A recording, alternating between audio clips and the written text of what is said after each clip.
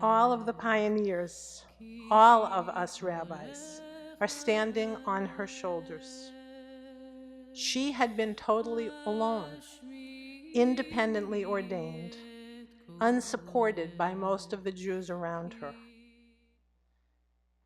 As I listened to the stories of the modern pioneers, I wondered, could Rabbi Jonas ever have imagined us?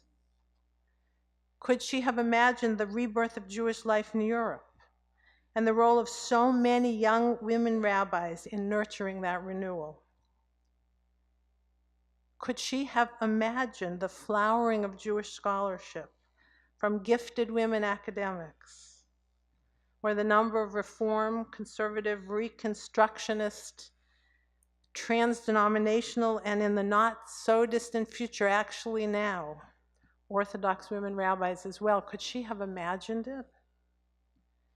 Could she have imagined the way feminism has totally transformed Jewish life so that women's experience is no longer marginal and that women's stories are fully part of the Jewish story?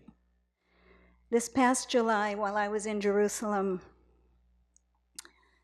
for my 15th summer with the Bronfman Youth Fellows, I went to services one Shabbat morning at the world's first partnership minyan, Shira Chadasha, an Orthodox community that is trying to push the boundaries of halacha to be as inclusive and egalitarian as possible.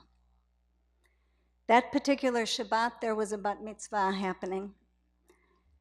And just as the bat mitzvah was called up for her aliyah to the Torah, the entire community burst into song, singing the words from Shir HaShirim, the words from the Song of Songs.